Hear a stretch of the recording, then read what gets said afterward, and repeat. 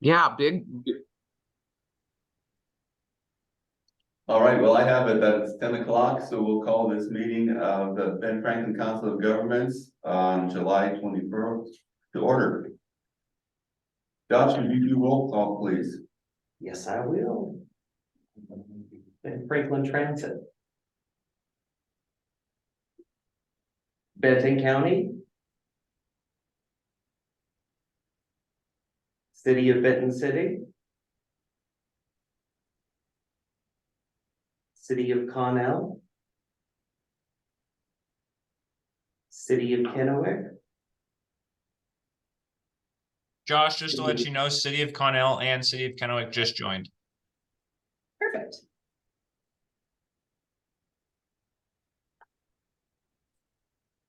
Thank you. City of Pasco. City of Prosser. City of Richland. City of West Richland. Kate Moran, present. Franklin County. Board of Benton. Board of Kennewick. Give the Bakovich. Board of Pasco. Vicky Gordon. Walla Walla County.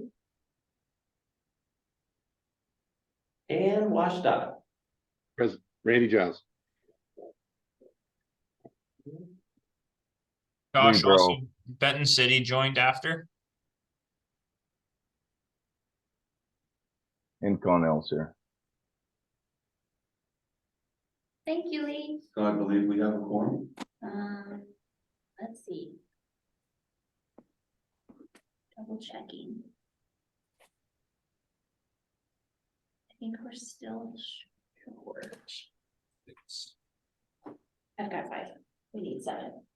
We've got Kate, Vicky, Randy. Michelle, I have 7. Randy doesn't count toward the quorum. Okay. Never mind then. Aaron, what do you have? I was counting Randy. Hey, I have City of Kennewick, City of Connell. West, Oh, we don't officially have City of Kennewick. we don't, I thought. Aaron said we did. Marie is on the line, but she is not there. Oh, she's not the rep, Yeah, that's right, okay. yeah, City of Kennewick does not have an available representative So we have today. Connell, West Richland, Port of Pasco, Benton City, Port of Kennewick. Yes, Right. now I do know that, Ryan is coming, but he indicated he was going to be a few minutes late. He had a crossover. Rochelle Blazer is coming. Well, she should be logging in, so we will have a quorum. Okay. Irving indicated that he was also RSVPing. I mean, RSVP'd, yes, as so did Roy Keck. So we're definitely expecting at least 4 more people. Okay, So if we want to, so we can't take any action, but we can move on down the agenda. And Michelle, would you like to introduce guests, please? I would be happy to. We have 2 guests with us today, and I will actually let each of you introduce yourselves before we get to your presentation a little bit later. Great, I'm Mitch Nichols, work with Great Basin Land Company LLC, a project manager. Welcome. I'm Stephen Bauman, CEO of B4 Development and Consulting. Great, glad to have you here. Thank you. We look forward to your presentation in a minute. We can't do the approval of the agenda yet until we have a quorum, but we can move on to public comment.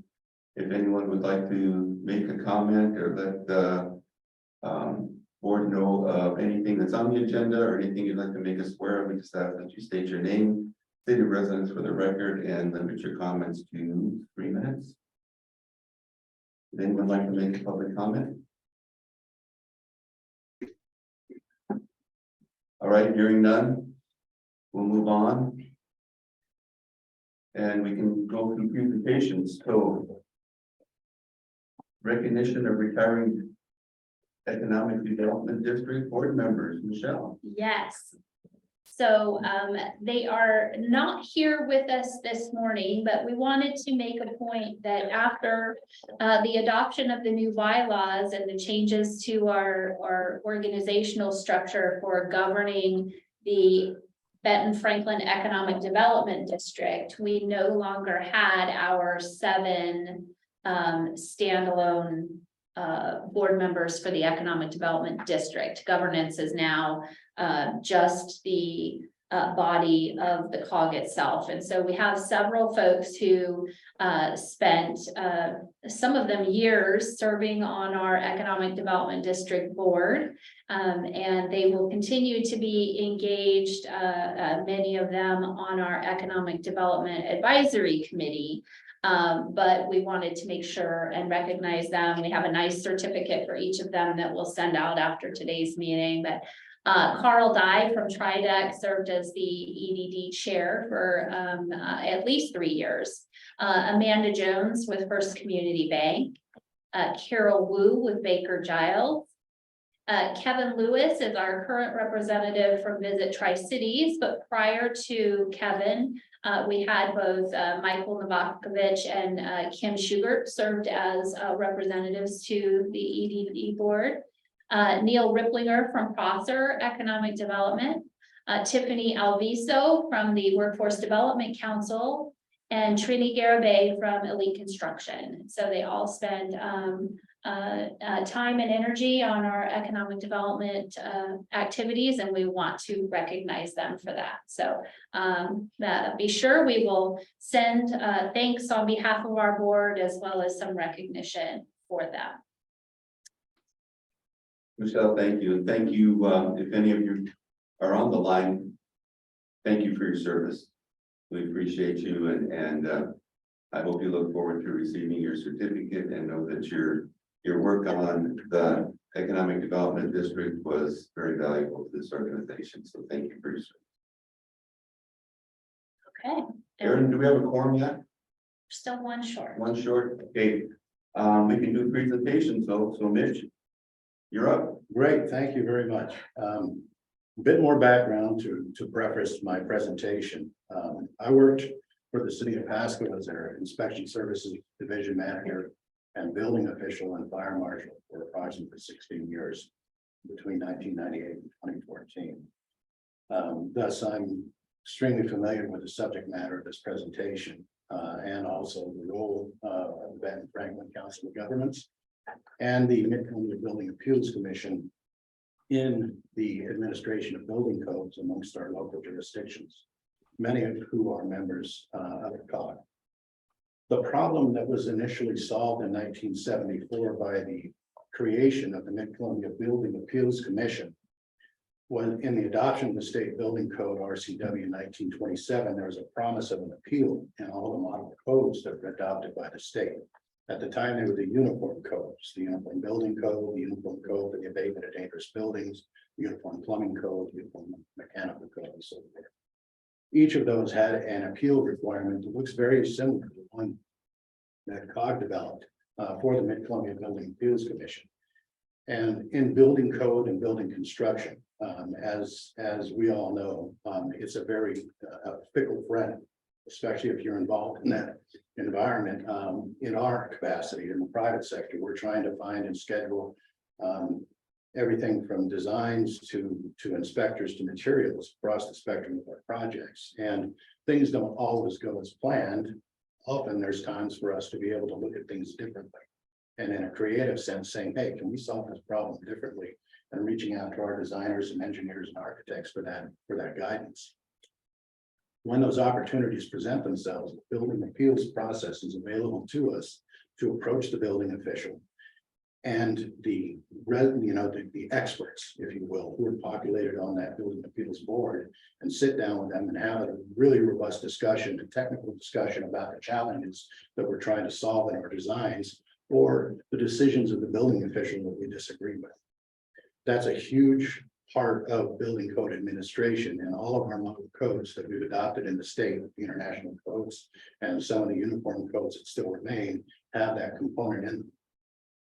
If each jurisdiction had to adopt their own building appeals commission for their codes in order to comply with the state building code. There will be a huge problem with finding members to populate those boards in our, especially in the smaller communities. First, to avoid the conflicts of interest, and second, to avoid the resourcing challenges that will be present. So COG really presently said, hey, guess what, folks? We can solve this problem by the creation of a single board that's available across the spectrum of our jurisdictions that can serve in this capacity, and that is populated with individual experts across the spectrum of these disciplines. That's an architect, an engineer, fire prevention specialist, trades experts, contractors, and representatives from Benton-Franklin counties. How often or how frequently the appeals process is utilized is dependent on the stewards. The stewards of that process by construct are the building officials in the member jurisdictions. It is their responsibility to do the business of the appeals commission and ensure that all the notices go out, that the appeals are filed properly, that the access to the appeals is available and it's known to the public. What's happened in the Tri-Cities and this area is that over the past 10 years, and I had 3 occasions where I served as secretary. I valued that responsibility. It was really important to follow the rules, to make sure the board was built right, that the membership terms had not expired, to do the business of the commission, whether or not we had an appeal in front of us. I did take an appeal, a couple of them, as a matter of fact, one against a decision that I had made.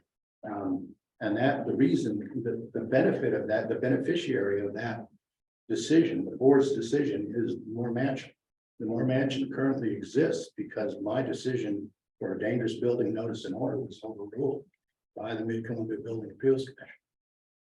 That building would not exist today had it not been for that decision. I always made sure that if someone challenged a decision, that they had a venue for that decision, for the challenge. Either I would help mitigate it myself by going back and looking at my decision as a building official and saying, you know what, this makes sense. Let's try it.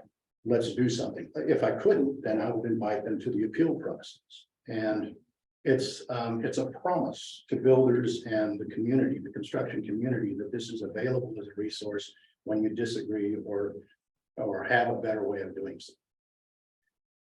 That is, it must be preserved in our perspective. We really do want to see it preserved. We think that the construction of it and the way it was couched in the Benton-Franklin Council of Governments is the perfect solution. The resourcing problem that was mitigated then is still present now. Finding the members that would be necessary to populate all the individual boards would be a monumental task, and there would be lots of challenges just for quorums. So we're hopeful that we can inspire through our engagement with our individual jurisdictions that we work in to reinstitute this process and keep it the way it has been.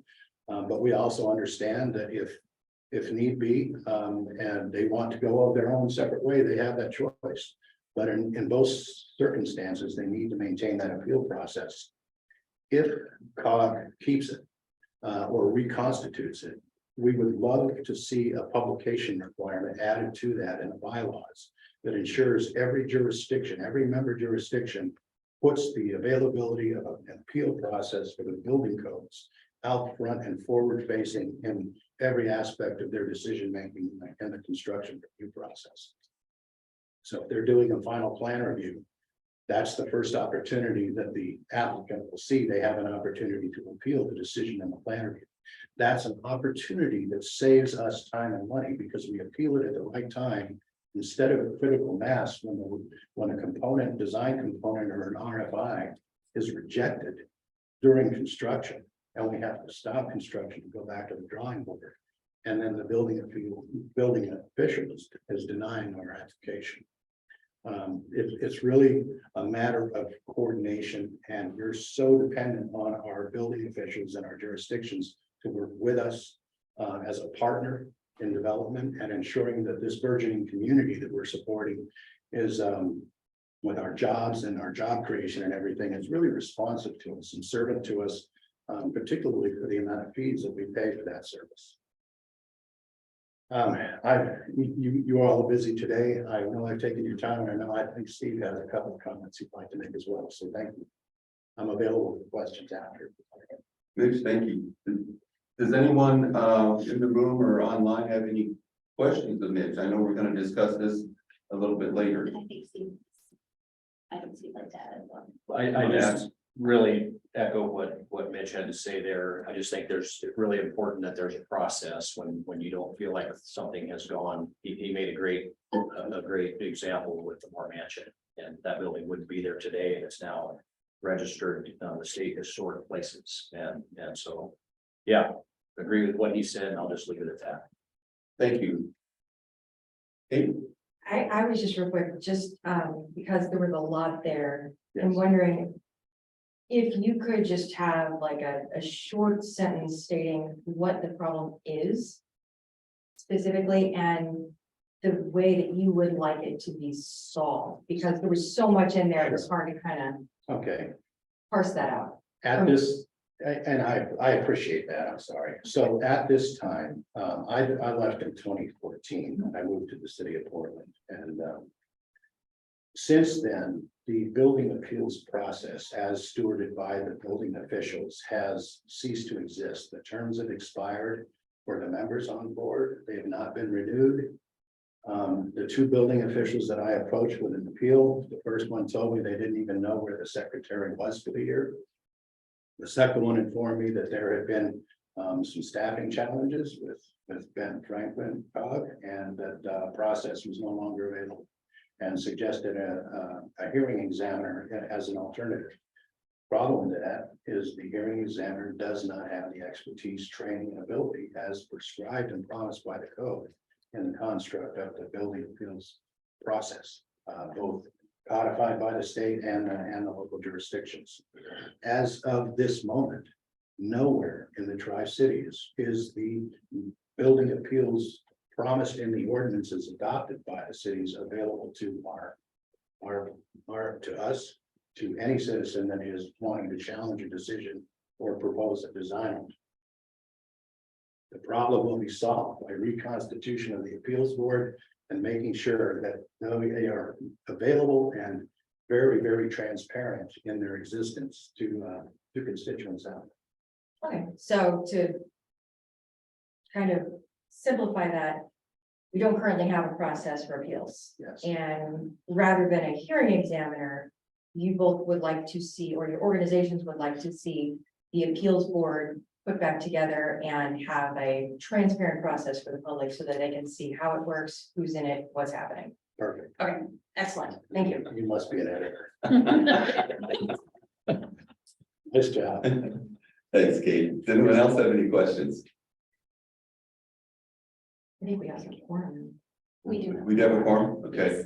Anyone online, any questions of Mitch or Steve? All right, I've just been informed we have a quorum. So thank you for your presentation, and we'll be discussing this under 8CI a little bit later in our meeting.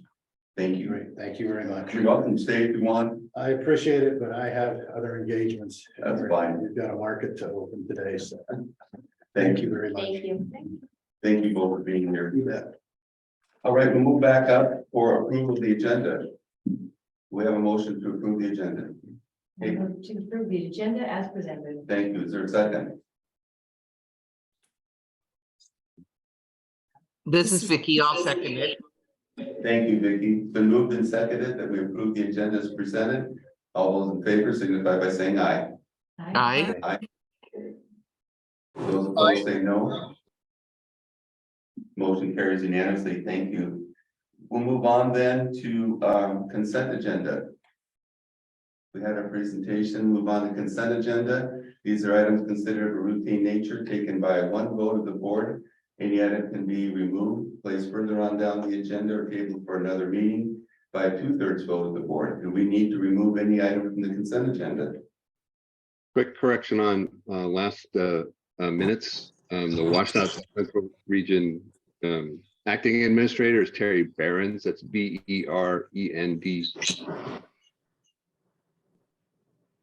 Thank you. So the minutes will be corrected as stated.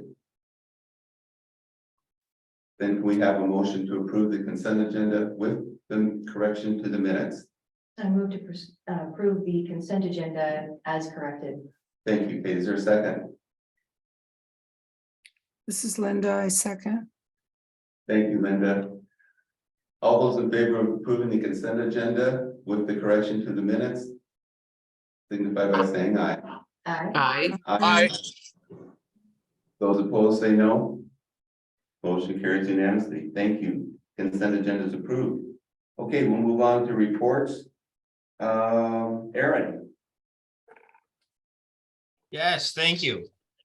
So this is our monthly update of the 2023 Transportation Improvement Program obligation status.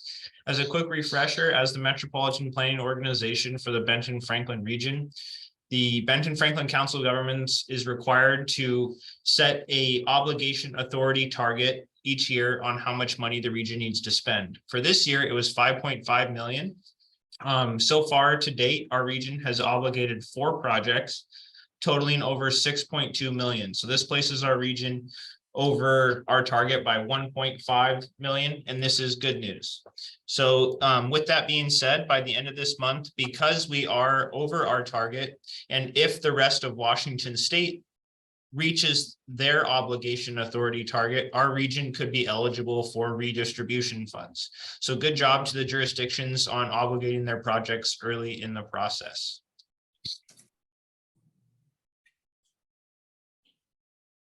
Any questions of Aaron? All right, we'll move on then.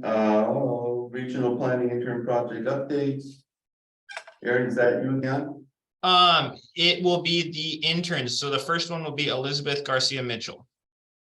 Okay, Elizabeth, you're up. Awesome. I'm Elizabeth Garcia Mitchell. Again, I'm just one of the interns.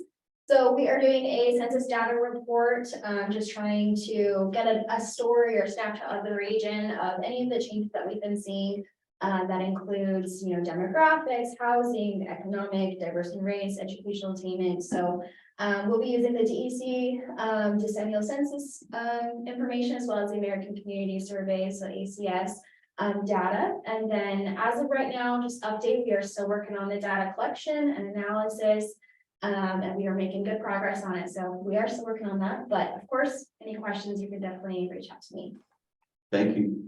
Does anyone have any questions? Kate? Actually, I was just wondering, did we skip over 8A2, the regional parks project? Electric functions. Yeah, yeah. Because that one's before the We did. census. We did. I'm sorry. Who has that one? Aaron, is that you? That was from last month's board packet. It was just, we submitted we submitted our application for that grant. And it was, we're waiting to hear back from it's the SS4, or excuse me, it's the CFI grant, Charging Fueling Infrastructure Grant. We're waiting to hear back. We submitted an application for each jurisdiction to have one park have an electric vehicle charging station placed in that park. So, and it branched from Franklin County does not have any parks that they own. So they were the only ones that did not get a park. However, we submitted an application for Prosser, Benton City, Benton County, and we worked with each jurisdiction to identify the location of each park. So we're waiting to hear back. And once we get the yay or nay on that, we will inform the jurisdictions. Okay. I have a question on that. I was wondering, did you not receive something from West Richland, and did that require a matching? We did receive something from West Richland, and the matching would be 80, it would be 80-20. Okay, so along with the ones you mentioned, it was also West Richland that you received one. Yes, we did. It would be for bombing range. Gotcha, perfect, thank you. I just wanted to make sure that one was on the list. Yes. That's why you want to make sure we didn't That's skip why. over that one. Exactly, that's why I didn't want to skip it. Thanks, Kate. Aaron, thank you for that one. Mhm. All right, congestion management process. Hi, I'm Priyanka. I am also one of the regional planning interns. So the COG started working on updating its congestion management process, which is a living document. And it takes a data-based, objective-oriented approach to developing strategies for mitigating congestion in the region. And we started work on that in June 2023. And then because public input is also such an important part of any plan, and to gain community feedback on the traffic congestion in the counties, the COG released a public survey on congestion, which on the 1st of July, and that survey will be available through September 30th. And then the call out to residents to let them know that the survey has been released and to encourage them to fill it. We released a lot of social media posts and then distributed posters and flyers among the local businesses. And then we also held a public engagement booth at the Richland Farmers Market on the 14th of July. And the survey has been released in both languages, English and Spanish. So till now we have had 37 total responses. So there were 25 for the online English version, 2 for the online Spanish version, and then we also had 10 paper surveys filled out at the public engagement event. So and then again at the farmers market event, the COG staff had the opportunity to interact with over 25 Tri-Cities residents, and then they interacted and voiced out their opinions on congestion in the Tri-Cities. We also had a little interactive activity in which we asked the people to mark on the map the spots where they experience congestion the most. So that was a good way of interacting and getting to know public input. And then, yeah, this is where we are at right now with the congestion management process. And if anybody has any questions or would like to know more, they can always contact me. Yeah, Priyanka, thank you. Does anyone have any questions? Kate? I'm gonna be talkative today, I'm sorry. Okay. I shouldn't apologize for that. But first, thank you. I'm wondering, are we looking at going to other markets? Because I know that every city now, including Weston, I think even Benton City has a farmer's market as well. Is there a plan to go to each of them? Yeah, we actually have already contacted the farmers market at Innovate, Okay. and then we are waiting to get a response back on that. Okay, So yeah, we have other public engagement events lined up, and yes. so you're planning on going to one of the West Richland Wednesdays as Yes. well? Okay, Yeah. perfect, that's. And then what was the date in September that the survey ends? The 30th of September, 13th. Thank the you very much. 30th. Oh, 30th, okay, perfect. It just said September in that agenda. Thank you. Does anyone else have any questions? Oh, and I would also encourage all the board members to also take the surveys available on our website, and then, yeah, you can go ahead and just take it. Thank you. Priyanka, thank you very much. Great report. Aaron, and you're filling in for Daisy on the next one, right? That is correct. So the last update is for the BFCOG Regional Safe Routes to School Action Plan.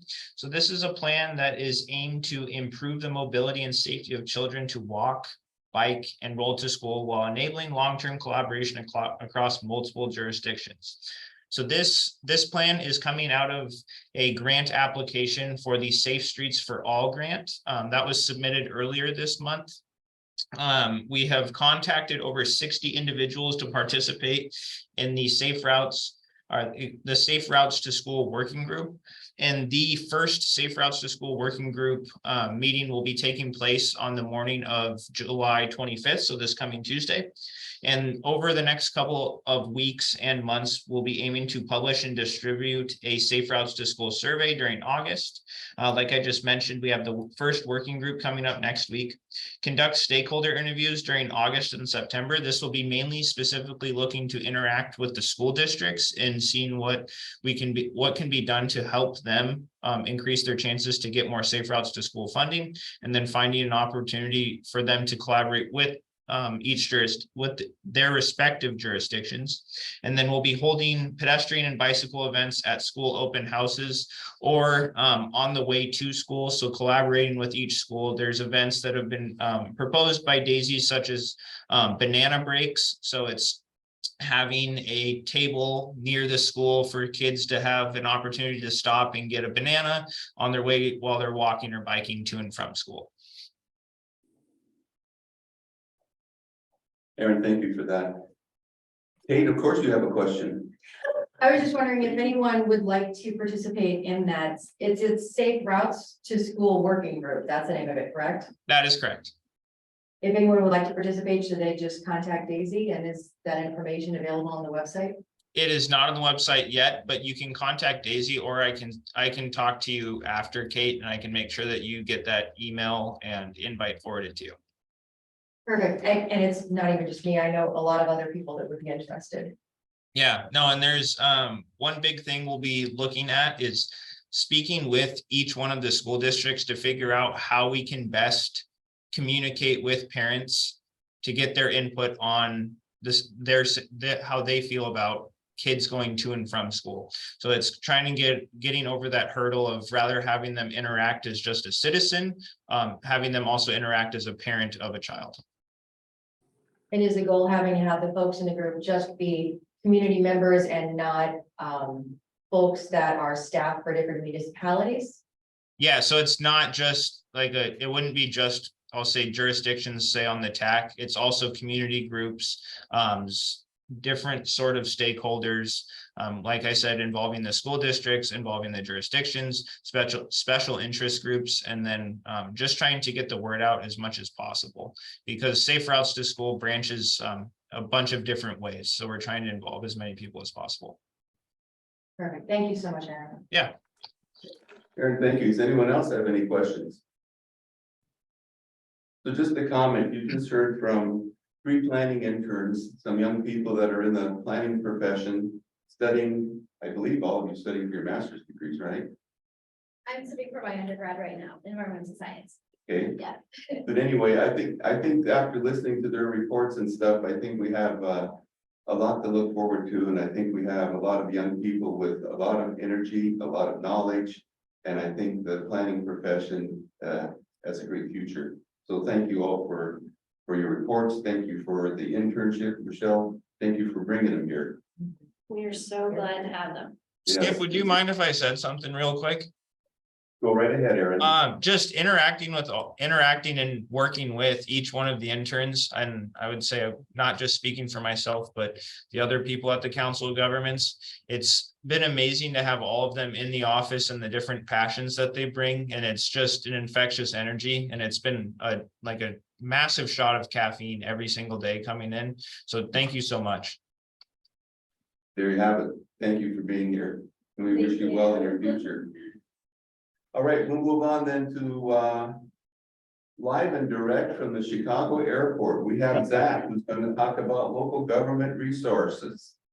Yeah, thank you. And I apologize ahead of time for being in an airport. So hopefully we can get this done between announcements. I did find a quiet corner though. Yeah, for local government programs director in the Economic Development District update. I've been in the role for 90 days, right up to this report. And since that time, I've been working hard to reignite relationships with our member communities, other organizations in the region, and really engage our membership communities and everyone in Benton-Franklin counties on different opportunities that we have and different ways that the COG can serve. The main crux of this position has been the Notice of Funding Opportunities, or NOFOs, and a big one came out in May that has a pretty tight turnaround. We've been working with a number of community members for the Economic Development Administration Tech Hubs opportunity. The first phase of this project can come in 2 parts. It's due August 15th. Either a region could be identified as a tech hub and therefore would be eligible in the future for potential funding for innovation and job creation, technology, job recruitment, employer recruitment. As well, phase 1 could also be just the development of a strategy development grant and applying for funding to help with that. A strategy development grant could help bring about a coalition, identify members within a region for a future tech hubs pursuit. We have held 2 meetings, hosted 2 meetings on this idea just to bring the community together. The most recent meeting was on June 29th with Tridex. They've been well attended and we've got a lot of interest. So obviously the cities of Pasco and Richland were there. Kennewick unfortunately could not make it, but definitely expressed interest. All three ports, the ports of Pasco, Kennewick, and Benton, TriDeck and Tri-City Regional Chamber of Commerce, and we were able to bring in PNNL to examine this opportunity as well. Port of Benton will be pursuing a tech hub consortium with a larger interstate consortium based upon mainly the small nuclear and some different energy level areas. But through discussion with our regional partners, we did find that there is a desire to explore the feasibility of a potential pursuit of a strategy development grant circulating around agriculture and the agricultural technology, food processing, and many of the other industries we have here in the Tri-Cities and beyond. This aligns with the efforts of MyTri 2030 and the Ag Council, as well as the development of the Ag Innovation Center. As of now, there's no lead agency to apply for this. I've been working with representatives from the Tri-City Regional Chamber of Commerce, the Port of Pasco, and some others to determine, do we want to pursue this grant or not? Hopefully we'll have some more information within the week. If we do, and if Benton-Franklin Council of Governments is chosen to be the lead, we may have to bring the board together for a special meeting just to determine determine whether we can get approval to pursue that grant or not, because the August 15th deadline is prior to our next meeting deadline of August 18th. But as this unfolds, depending upon what the Ag Innovation Center and the Ag Council wants to do and how we can help, we'll definitely inform the board and staff at that time. Before I go on, since this is very specific, are there any questions? Kate, you have a question? Is there some, I have a question. This is Linda. Go ahead, Linda. What kind of land requirements would be needed for something like this? This does not necessarily require any available land or land requirements. Really, it is just an area, it's just an opportunity to identify a group or consortium to pursue ideas, to pursue various industries. Identification of land, shovel-ready sites would certainly be further down the road. This is just mainly to secure a group that's focused on this area. Okay, thank you. It sounds very interesting. Thank you, Mayor. Other questions? Go ahead, Kate. So I wonder, you mentioned that it aligns with the MyTri 2030 Ag Council. I had thought that the councils hadn't been meeting anything related to MyTri 2030 for a bit. Is that not true? So there were two councils that had some momentum, one being the Ag Innovation Council. And so they have continued to meet because they had an identified project, a strong lead in Randy Hayden, who's leading that project, and some real momentum. And then the second group that's they've taken a step back for a minute is the Try. I believe they were the Life Council, maybe, and it's really an effort similar to the Tree Fort Music Festival in Boise to do something similar in Tri-Cities throughout the cities in the region. And so they've got some good groundwork, but they reached a point that without some additional structure and change, they kind of can't take the idea any further. So they're in hibernation for a minute. But yes, you're correct. The only one that is currently functioning is this Ag Council. Excellent. I just know that with the reintroduction and possibly re-imaging of MyTri 2030, I don't know if that would affect the Ag Council or not. It should not. Okay. Yeah, perfect. Thank you. Mm-hmm. Any other questions?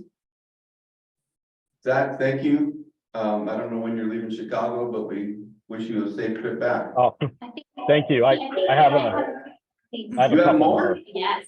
Keep going. Sorry. All right. Thank you, Mr. Novakovich. General NOFO process changes. We will be triaging, triage sounds so bad. We will be going through all the NOFOs that we receive throughout the weeks. We get them periodically from Department of Commerce, EDA. We get a whole host from our representatives with the congressional staff as well. So part of the job will be providing a weekly list to all of our member communities for their review. And as always, Benton County or Benton-Franklin Council of Governments is here to help if there's any pursuit, any way that any of our member communities would like to pursue some funding as well. In addition, being able to meet and get to know what's going on with our member communities will help us sort of distill these massive NOFO lists down to something that would be pretty applicable for the community. So we're pretty excited about that.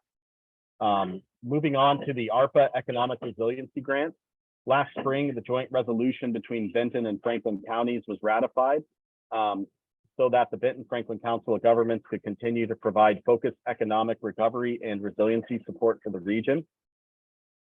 This will be centered on the following, as you can see on the screen, obviously research and identification of recovery and development projects, technical assistance, any coronavirus economic recovery planning efforts, assistance with, identification of grant eligible projects of impacted areas, and then facilitation of any disaster related economic development projects, but they all have to align within EDA plans and guidelines.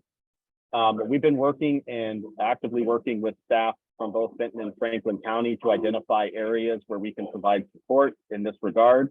And we appreciate both counties for forwarding and approving that joint resolution so we can continue helping them in this regard as well. Any questions on that? I got one more. All right, let's go next slide. No questions? Okay, Zach, you're up. Okay. So annually, the Economic Development District provides an update to the Community Economic Development Strategy, or what's called the SED. Our update is currently underway for 2023. The committee originally met in February and we re-met in June. SED is due for a comprehensive update in 2025, but for this year, we're going to be updating the evaluation section, really adding a little bit more criteria and a little bit more information on how we can evaluate our progress with the SED. As well, we'll be updating the action items and regional strategic projects for all of our member communities. The updated draft is due to the SED committee by July 31st, and it'll be presented to the BFCOG board in September. As well, it is also due to EDA by October 31st. This will also be the first year that we will provide an abridged annual report and evaluation for the SED to the board, and that'll be due by the end of the year, December 31st. And we're just continuing our regional meetings and outreach. We're looking to meet with all of our member communities. I've been out on the road. I've been meeting over Zoom, and really just to get to know people, get to know our member communities, what they need from the COG and how we can help. We'll also be continuing our meetings with the congressional delegation too, so keep an eye out for those to be rescheduled as well. And now I'll take a breath and turn it over to any questions. Thank you, Zach. Now, does anyone have any further questions? Go ahead, Kate.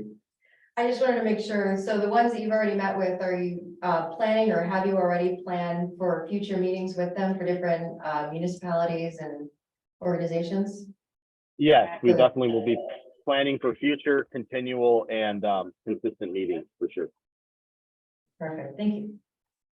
Any other questions, Zach? Zach, great report. That's an awful lot, so thank you for all your work. Appreciate it. Thank you. All right, now you have a safe trip. And we'll move on now to Michelle, an executive director report. Okay, so first up, I want to circle back on the Mid-Columbia Building Appeals Commission for some discussion there. The first question for me upon digesting the "what are you talking about? I've never heard of this commission," was to figure out what the responsibility had been for the COG when it had been functioning. And really the bulk of the effort to run the commission sits with the secretary of the jurisdiction for that year. They are the ones that convene the monthly meetings, put out a notice of meetings, cancel the meeting if there is no reason to meet, but work through that process. And they are the ones that collect an appeal if an appeal is filed. So for the COG's responsibility had been to populate a 7-member appeals commission with professionals that are qualified by experience and or training to pass on matters pertaining to building construction who are not employees of a jurisdiction. So architects, engineers, fire marshals, and those appointment terms are 5 years. So the COG ran the process to identify and appoint the commission itself. And then additionally, the COG ensured that that secretary rotation was executed between the 6-member jurisdictions of the commission, which were Benton County, Franklin County, Kennewick, Pasco, Richland, and West Richland. Approximately 2017 was the last time that the commission was active. As Mr. Nichols pointed out when he was sharing in his presentation, no one as of right now is even aware of where the box of secretarial materials ended up between jurisdictions. It's been, 5 years since there's been any activity. So if it turns out that this is something that would need to be resurrected, Aaron, if you go to the next slide, please. I feel like from a capacity standpoint for the staff, it's not a huge lift. It'd take some effort to get it going again, as I can't even point back and say, this was the process we used to identify and appoint professionals, but it could be done. But it hasn't been used in the last 5 years. And so that kind of begged the question for me, which again, I think Mr. Nichols kind of addressed in his presentation was, is it necessary or why should it be in place? But at the end of the day, the possible action from the board is really just to determine if our jurisdictions wish for the COG to, in fact, still manage this commission process on their behalf. My only input to that for staff would be that if that is the case, from a staff capacity standpoint, I believe that we could. I do have a meeting. I am meeting with the city managers and county administrators on August 9th. And this is one of the items I have on my list of things to discuss with them. But I wanted to make sure that first the information was presented to our board, since it was apparent that we had dropped the ball on something that had been a responsibility for us over the years. So wanted to make sure everybody was aware, and then to see what the indication is to go forward. No, I've probably been here through that whole time, and I don't ever remember hearing of this. Although the COG does, and in the past was the source for, I guess, managing many different things for jurisdictions. And so I guess the question from Michelle is, do we want her to pursue this? She said it probably wouldn't put a huge burden on staff, or we want to direct it back to each jurisdiction to say that they need to handle this in their own way. But it's not that we need a formal vote or anything right now. It's just kind of a consensus of, should Michelle take the time to pursue reenacting this commission? Okay. Michelle, this is Lee. Can you hear me? I'm not sure if my mic. Hey, I didn't see is Connell part of this? Are we able to take advantage of something like this? I didn't see our name on there. It did not appear to me that Connell had been part of that original commission. Okay, I think it's something that we definitely utilize. And has my city administrator been invited to the August 9th meeting? I hadn't heard. I'm sorry, can you repeat that last part, Lee? Yeah, I was just wondering if my city administrator had got an invite to that August 9th meeting. I hadn't seen that on the calendar. So the meeting on the 9th, the county administrators and the city managers from Kennewick, Richland, Pasco, and West Richland meet together regularly.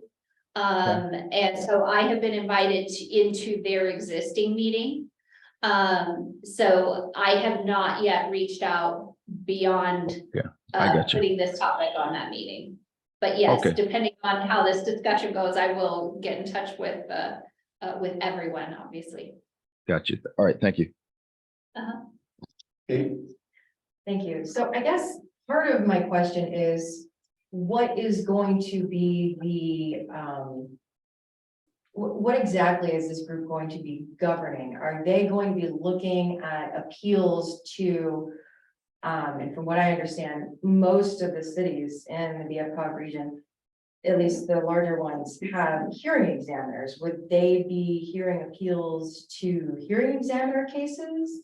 I'm just trying to figure out what this commission would hear. So I think that the way I understand it from and I did provide you all in your packets if you'd like to go to look at those, and I haven't dug into them really deeply yet myself, but according to the bylaws, it's really there should have been an identified process as to when those appeals would happen and how they would happen. But I think the point would be that a hearing examiner is what's been used in recent years, but a hearing examiner, is the hearing examiner a staff member of the jurisdiction? From what I understand, hearing examiners are people that have legal experience in the industry of business. So they would be, I think, hired by municipalities with their expertise to be the hearing examiner. I know that for West Richland, we don't, and that's something that hopefully we're going to work towards, because with that kind of out, and it is considered like an outside person from the process. So it kind of takes away that liability from the municipality, where if it were to have an appeal go to planning commission instead of a hearing examiner and then to the council, if something were to be done and they were to find out later, oh, it's illegal, the planning commission, the city and the council could all be sued for that legal issue, whether it was loss of money or whatever. But if it's a hearing examiner, that takes that liability off of the municipality, county.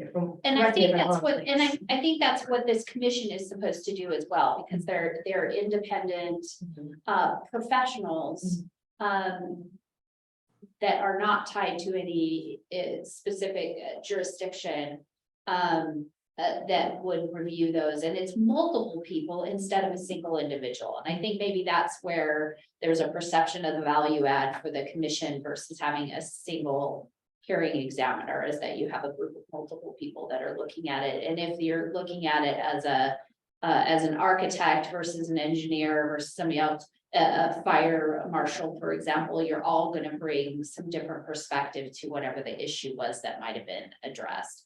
At least that's the gist of what I got from where it was put together in the beginning. But regardless, whether the jurisdictions want to use a hearing examiner as their appeals process, or they wanted to use this commission, right now, the building codes specifically say that this commission exists and it is run by us. And there's a set of bylaws that say it exists and it's run by us.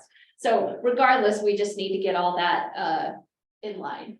And Kate, maybe just reading from the bylaws that's included in your packet, it says the purpose of the commission shall be to respond to the appeals of those individuals who disagree with the decision of the building department inspector enforcing those adopted building codes specific to a governing agency, whether it's city or county. Right, and it seems like with city or county, normally that process would be, if you disagree with that, you would first go to the city and the city would go, okay. If they have a hearing examiner, it would go to the hearing examiner for that municipality or what it's city, county. Or if you don't, it would go to normally, I believe, a planning commission, and then it would go to the council. So my concern is, if we do have this one, I kind of feel like we should remove it, because we are adding a step in that might actually not be appropriate unless it would be after that municipality's planning commission and council or hearing examiner, but still, I don't know the legalities of putting ourselves there as a step for appeals. And all of that really is, going back to kind of the gist of the problem that is, it's not really a question for the COG as whether this is or isn't the right thing to do. We are just a vehicle for achieving something that the jurisdictions at some point in the past identified as a need. So, and the same note, our jurisdictions need to come back and say, do they in fact still believe that they need this or not? And if they do feel like it is still necessary and important, do they want the COG to continue to convene it on their behalf? So I think that's really the question, more so than whether the COG believes it's necessary or not necessary as our entity. And it sounds like from the staff that I've spoken with, they've said that if just kind of parsing together from this and what they've given me, it sounds like if it were something where the BFCOG would be able to legally put themselves as another step in the appeals process, it would be a preference to have a hearing examiner rather than a council of individuals, because the hearing examiner, like I said, does have that legal expertise. That is their subject matter expertise, is legal issues. And again, that's it. If you read the makeup of the council itself, the commission itself, that is the protection that they have, because they are in fact individuals with the professional background. So the only part of that the COG has to do with would be ensuring that the individuals that get appointed to that commission do in fact have the professional background that they would be able to review and make that recommendation on the appeal or the ruling on the appeal, similar to a hearing examiner. Well, I think it's slightly different though, because with a hearing examiner, they are purely looking at, is what the person appealing is requesting something that by the rules is allowed. If it That's is what this allowed- commission is doing as well. Right. Well, because it says here that those, let's see, it says commission members pertaining to building are not employees of jurisdiction. So for instance, they would be architects, engineers, and fire marshals. Those are not people that are legal experts, that are lawyers or attorneys. Those are people that have experience in the industry. Yes, but may not have that court experience. Right, but I think the gist is that because building codes, changes in the industry change so regularly, the appeals commission is an opportunity for a contractor to challenge the ruling of a building inspector.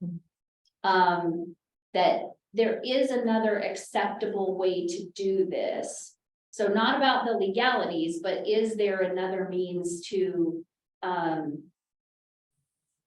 within the bounds of architecture, construction, etc., to still achieve what the code says has to happen, but maybe it's a different means for achieving what the code says has to happen.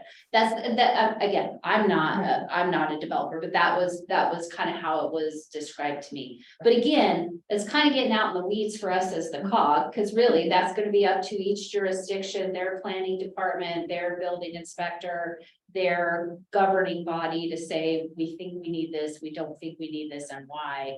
And then the only question for us is just if they would like the COG to resurrect it, then we have the capacity if they want it. And if not, then everybody will have some homework they have to do to update their building codes to do away with is the commission and implement whatever their existing appeals process is. Michelle, this is Lee. Yeah. Go ahead. I was. Oh, yeah, this is Lee. Is this a step? Okay, another step beyond the single hearing examiner, or is this taking the route replacing. That's Kate's question as well, and I can't really answer it. I got you. I don't know if they are separate purposes, or if they are, if the hearing examiner has a different intended purpose, but they could also do this. I'm just not clear. That's kind of outside of my knowledge. Okay. Chair Novakovich, if I could, I would like an opportunity to speak. This is Marie Please, Moses. Marie. Go ahead, Marie.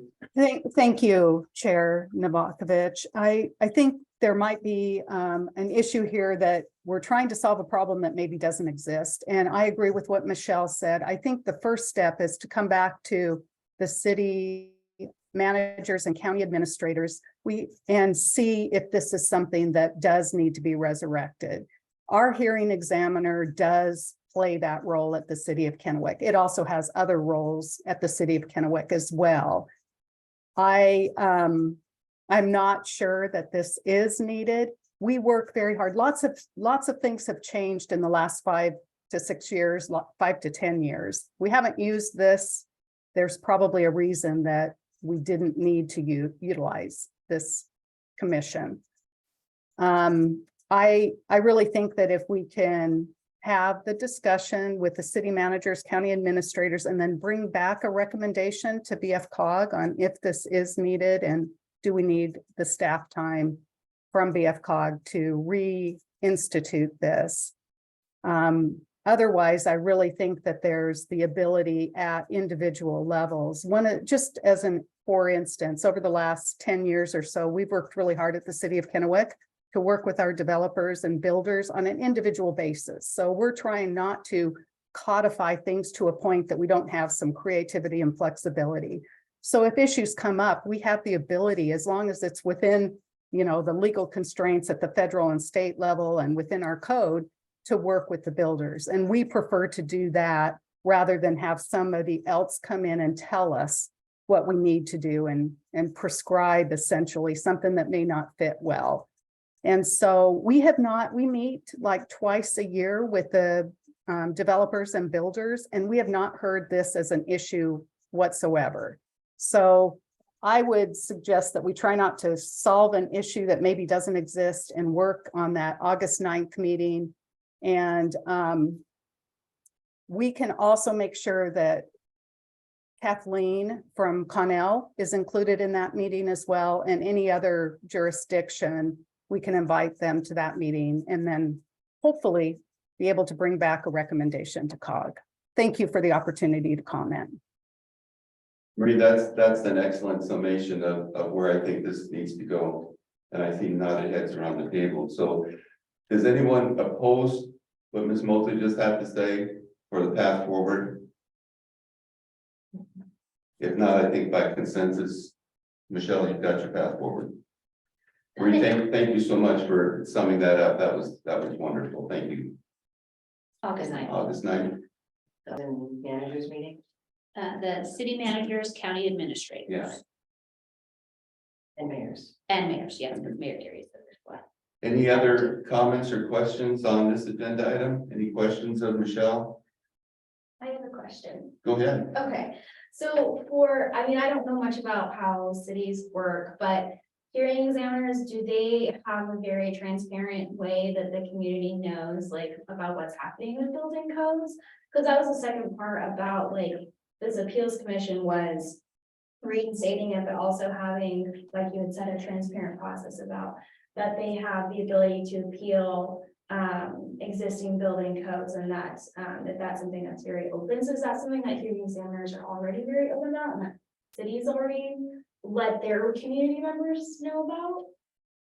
I think it depends on the city and how well you can go through their website or talk to someone with the staff, because it could be out there, but it could be, I don't know if you're familiar with the Hitchhiker's Guide to the Galaxy.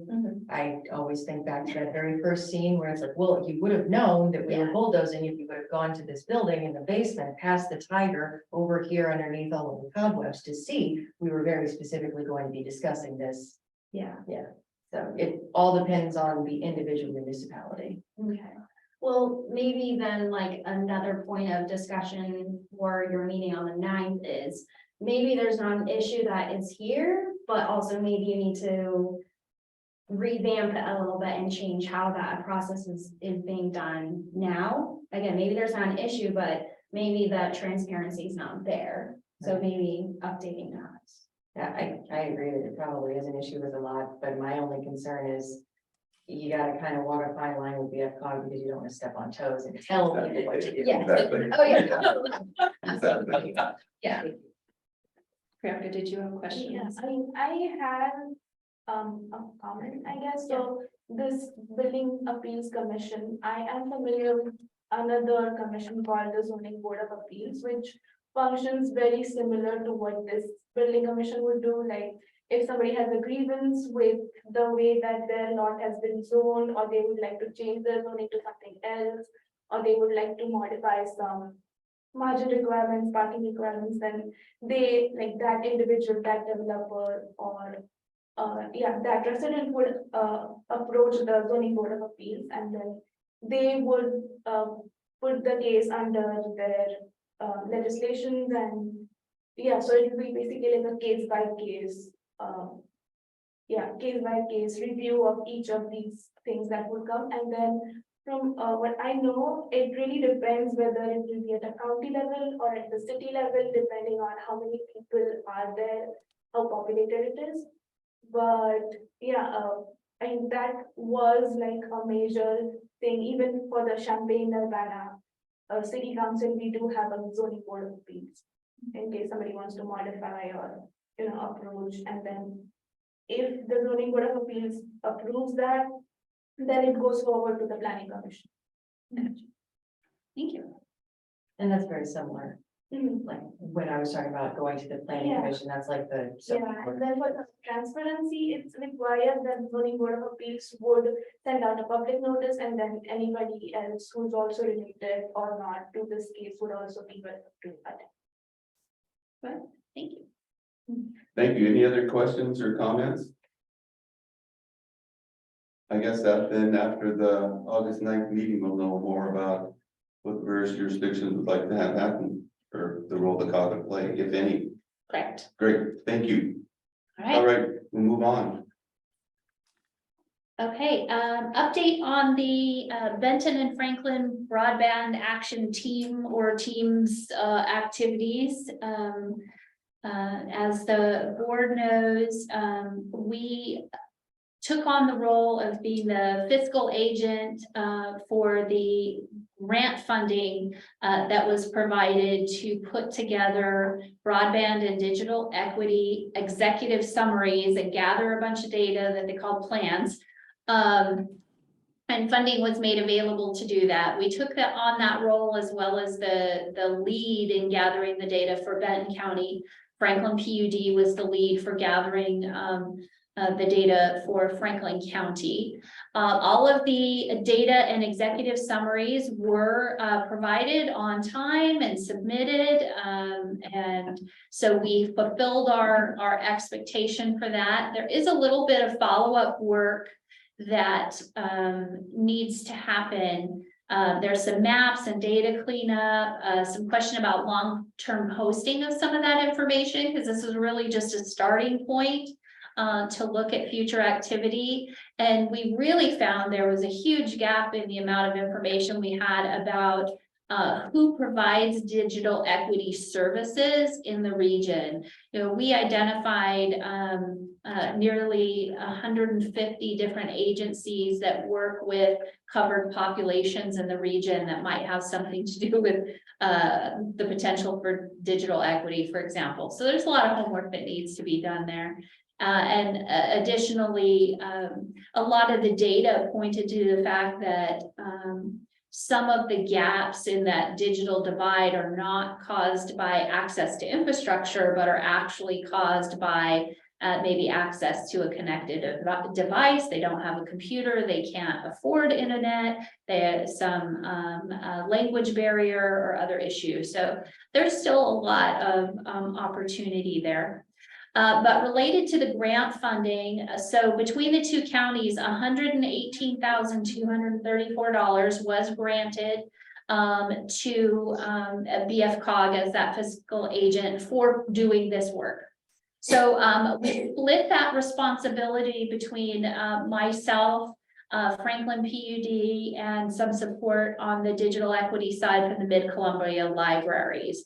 And so we'd like to split that distribution with 70.4% coming to BFCOG. So that would be $83,234. If the board recalls, I originally said that when we were going to take on this responsibility, a minimum of $50,000 would remain with the COG and in response to that services. So a little bit more than what I had anticipated would stay with us. $30,000 to Franklin PUD, so just over 25% of the funding, and then $5,000 or just under 5% to Mid-Columbia libraries. And that was really commensurate with the amount of time and effort that we all put into creating those executive summaries and gathering that data. Franklin PUD has requested that rather than distributing funds to them, they would actually like their portion distributed to the Goodwill of the Columbia and split equally between Benton and Franklin County residents to support their Digital Navigator program. The Digital Navigator program allows for a process to screen and identify residents and purchase connective devices for them to help with internet connectivity. And so that's what they would like their funds to go towards. Next slide. Oh, the one other piece I would add, we didn't keep an exhaustive time log for the amount of time to get that work done. We just did what was necessary, but I estimate that I invested between 80 and 100 hours to get those two plans and data gathering together. And of course, Priyanka and Lizzie helped with our executive summary with some maps and graphics as well.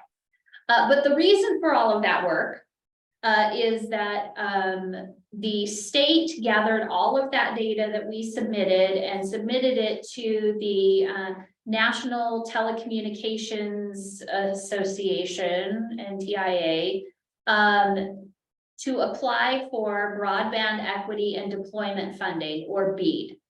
Washington State received or will be receiving $1.23 billion in a state allocation of those BEAD funds. The funds are intended to expand infrastructure and digital equity to unserved and underserved communities.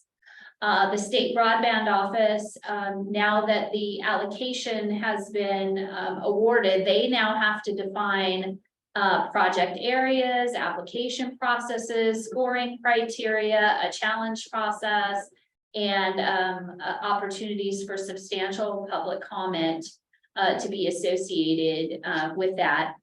Public utilities, private internet service providers, and combinations of those public-private partnerships will be eligible to apply for funding once the state determines what that application process is going to look like. But they anticipate deployment of this funding opportunity by December 27th. So the priority funding for ranking of projects will be unserved communities, underserved communities, and then anchor institutions. So think emergency services, schools, those kinds of things. And then there'll be a secondary level of scoring that will have to do with open access of infrastructure and coordination with local or tribal governments. What was fascinating to me in looking at this opportunity as it's begun to roll out is that while digital equity was a huge driver of this funding, and a lot of the grant funding we received to gather that data about digital equity, the funds are actually almost exclusively limited to infrastructure. and not other programs like Goodwill's Digital Navigator program or other things to deal with other digital equity barriers. So that was interesting, but next slide.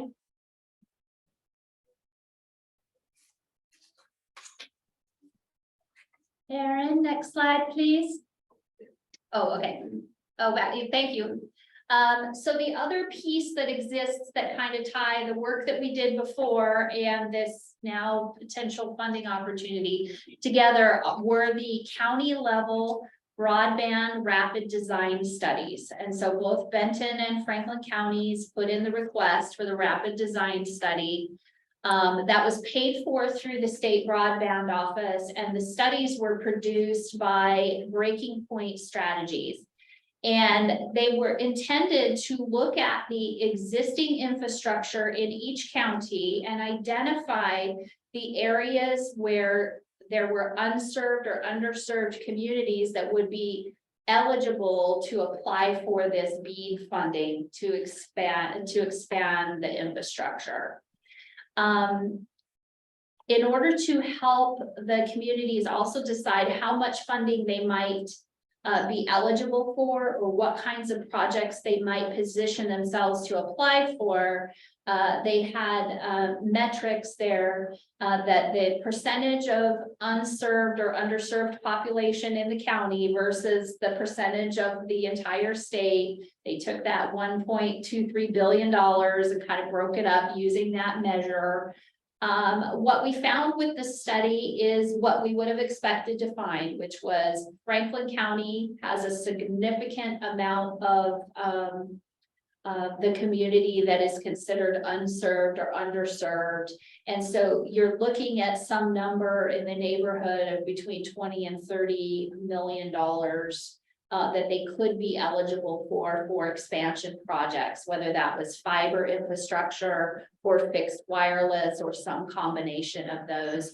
And if they were able to take on the infrastructure projects that were proposed as part of this design study, it would bring internet connectivity for Franklin County up to, I think, 92% of the overall county and population.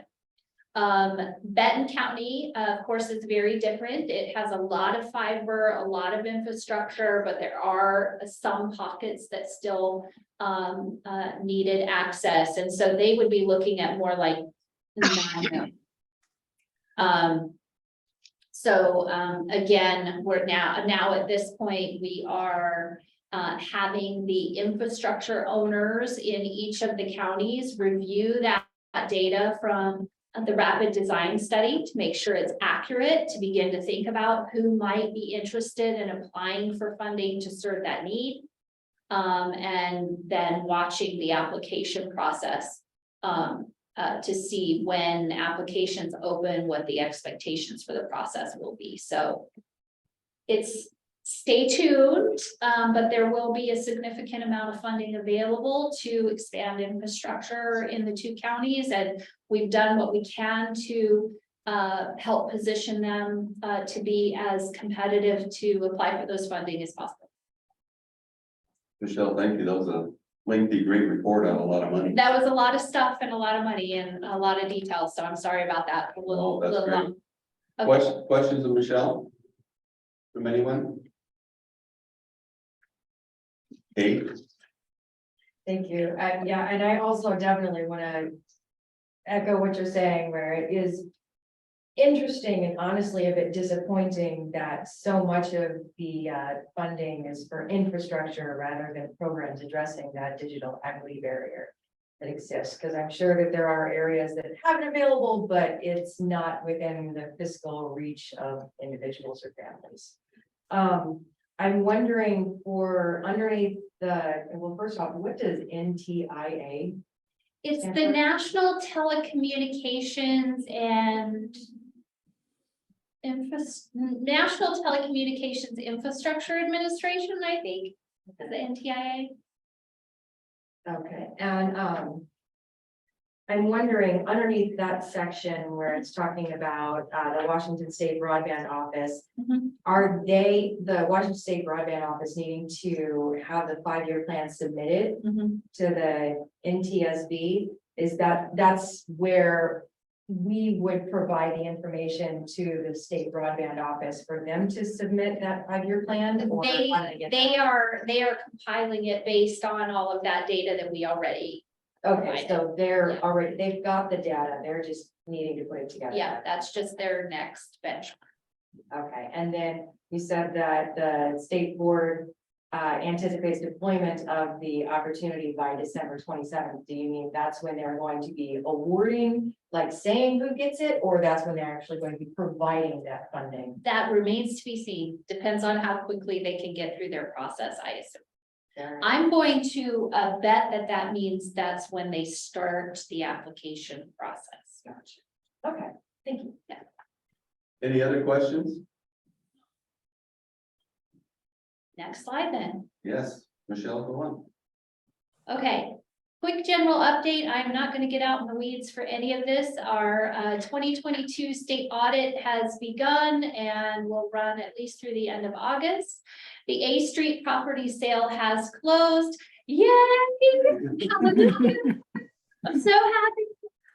The proceeds after the closing were $331,183.05, and those funds were put into our investment fund. So for those of you who have heard me complain for the last 2.5 years that the investment fund had $21,000 in it, it no longer has $21,000 in it. Property sale proceeds are now there. The bylaws and infrastructure implementation, that same meeting with the city managers and county administrators on the 9th, will be talking about the need for each of the jurisdictions to by resolution accept the amended interlocal agreement and get that signed and back to us. I'll also touch base with them about broadband and brownfields and the building commission. And then back to Kate's comment from earlier about MyTri. We'll loosely call this the regional vision collaboration, you know, a potential evolution of MyTri. Kate and I did participate in a half-day visioning session with New Edge and the executive directors of TriDec, the Chamber of Visit Tri-Cities, and myself, along with their board chairs. The session did not meet the expectations of any of the partners, and so that was pretty disappointing for the amount of time that people invested. Since then, the executive directors have continued to meet and plan on bringing a white paper and kind of a partnership outline to each of our boards of directors in September and talk about what we think this evolved collaboration would look like. So stay tuned for more information on that. Next slide. The Brownfield Assessment Program, I'm not going to go through all of these. They're in your packet, but just know that our programs are moving along. We have either planning activities or environmental assessments happening in several of the communities and in multiple sites. So I'm really pleased with the amount of effort and opportunity that this program has been able to bring. So again, just watch for more information, and if you'd like more detail, it is in your board packet. Next. All right, action items. Back up a second, Michelle, Oh, yes. that meeting with New Edge, you said it didn't Yes. meet anyone's expectations. Yeah, so what had happened is the expectation of the meeting was that we were really going to dive into what this collaboration could look like, that leadership of it, taking where MyTri kind of is right now and moving it forward,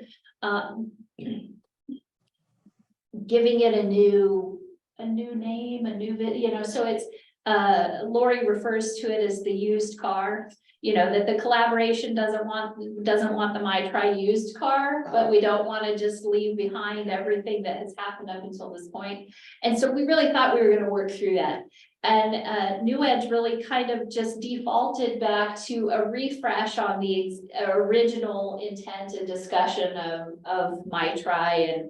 And so there was a lot of really great, you know, conversation and, you know, very thought-provoking kinds of things that we talked about, but it wasn't what we intended to have happen there. So, yeah. Thank you. Thank you. All right, we'll move on then to action items. And we'll start with approval of Lone Star LLC, RRLF loan post settlement write-off. Ooh, okay. Well, on the plus side, for those of you that have been following along for a while, the Lone Star LLC Dickies loan default and subsequent bankruptcy and potential foreclosure of the lien holder property has been a discussion at the COG for multiple years now. Finally, another lender foreclosed on the property. So we were prepared to do it, but had been actively negotiating with the property owners.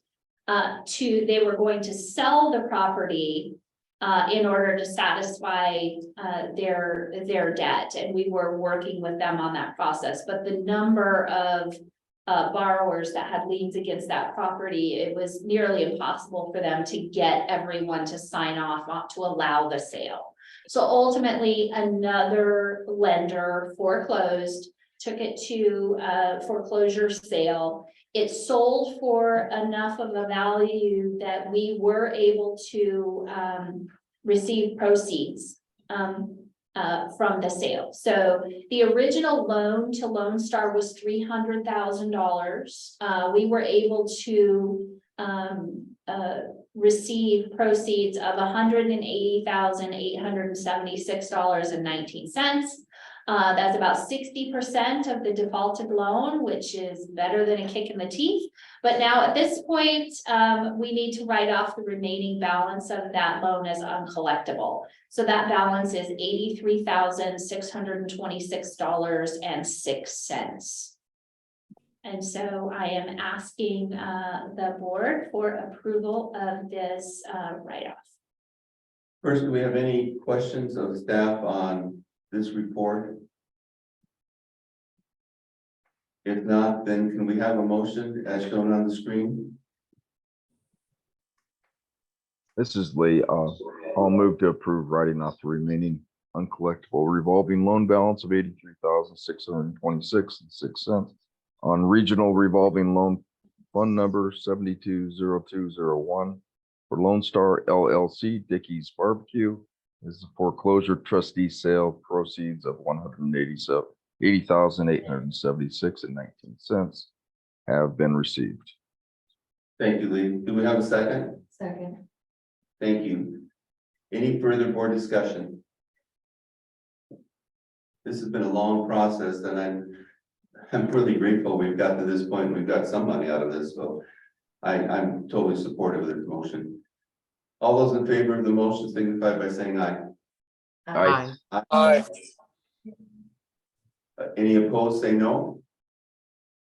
Motion carries unanimously. Thank you, Michelle. Great work on this.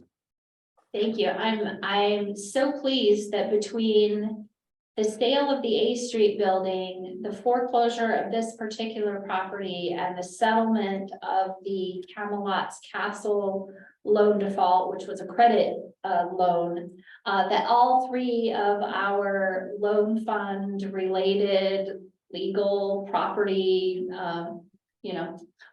millstones are now resolved. So I'm very pleased about that. Thank you. You want to move on then to loan program closeout update? Yes. Okay, so one more with a lot of information. So Aaron, can you skip over to the next slide first?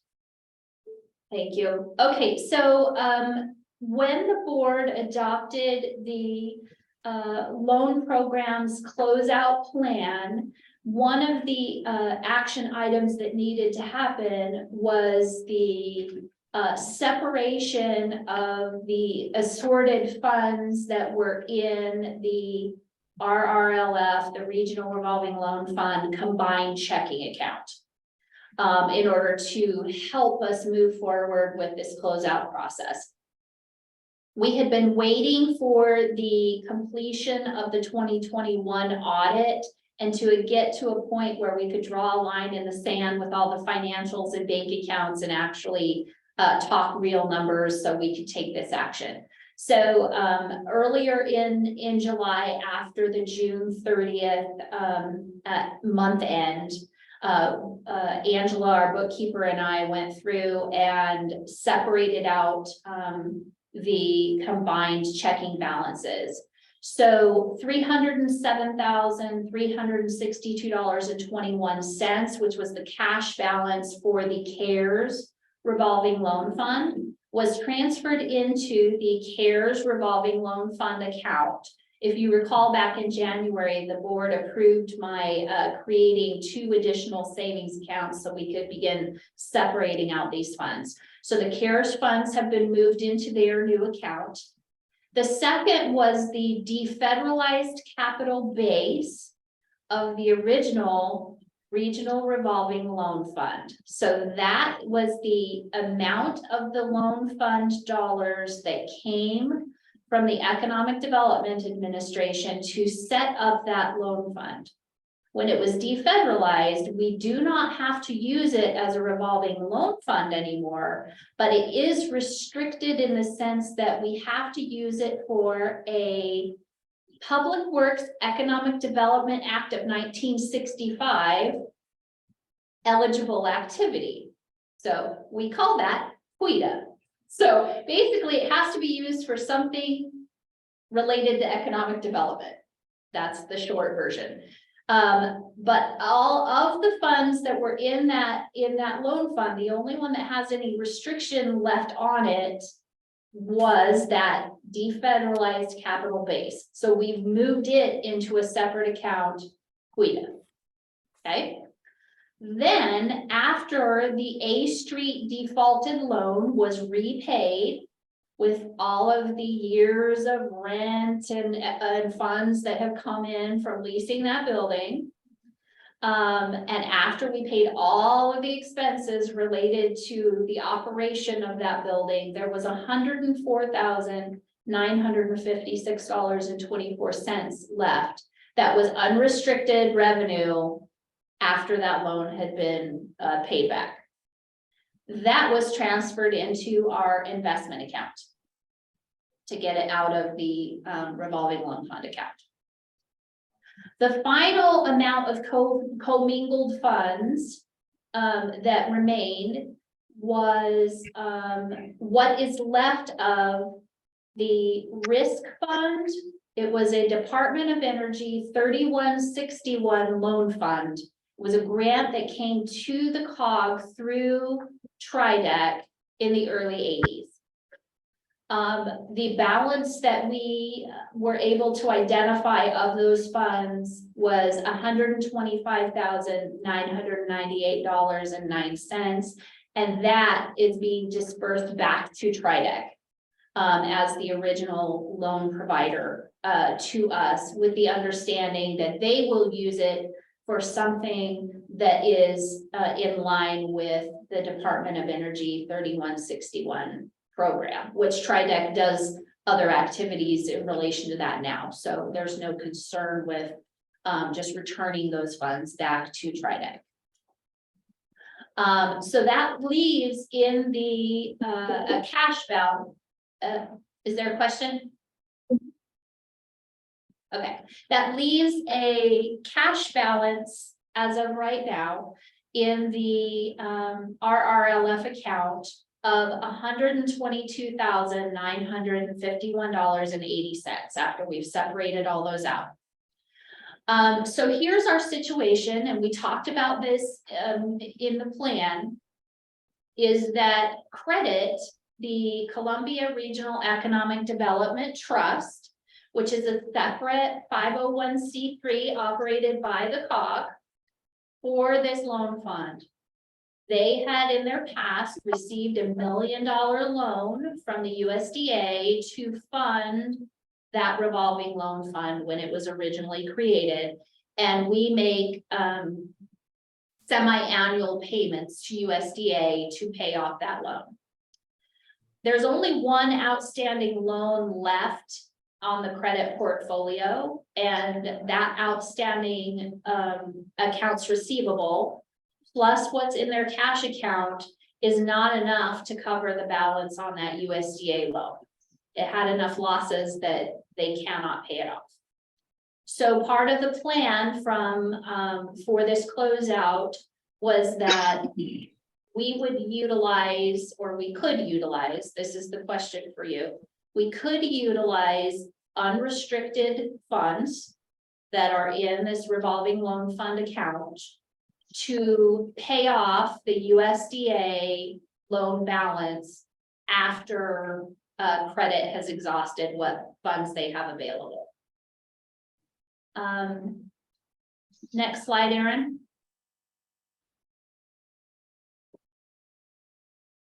So what that looks like for us right now after all of that shuffling around is that BFCOG's fund balance sheet now has the new PWEDA fund with the cash balance of the 847 and change. The legacy loan fund has loan principal receivables still owing of, well, that's a lot of zeros. $304,511. So we still have loans outstanding that are making payments of $304,000. Cash balance in that fund is $306,874.28. If you're following along in your board packet, you can see that I had an error on that report. What's on the screen here is correct. And then the investment fund account now with the proceeds from selling the A Street building and what was left to be moved from the loan fund account is now at $450,019.23. The CARES balance sheet, so for the CARES revolving loan fund, they have a cash account balance of $307,362.21 as of today. And then also their loan principal receivables still outstanding of $723,476. So they are in its own account now. The reason the balance of what we moved into the CARES account and what's in the account is different is that from the time we set up that account, the new loan payments that have been coming in have been being deposited there already. So this was just moving the previous balance. So then for credit, as of June 30, there's only one remaining loan with receivables. The receivable is $25,037. And just as an FYI for the COG board, the credit board also needs to do a write-off related to that Camelot's Castle settlement. So what is currently in the credit checking account, $91,960 as of June 30, and the outstanding loan balance is $181,673. So about a $90,000 difference. Next slide, Erin. So here is the gigantic multi-step question for the board.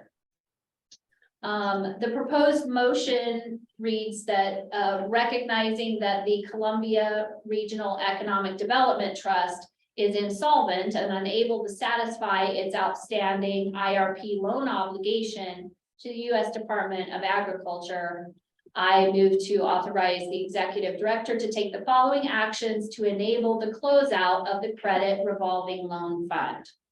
So 1, after credit has applied available cash resources, pay off the remaining balance of the USDA IRP loan balance to the U.S. Department of Agriculture, approximately $92,000, utilizing the unrestricted funds from the defederalized regional revolving loan fund.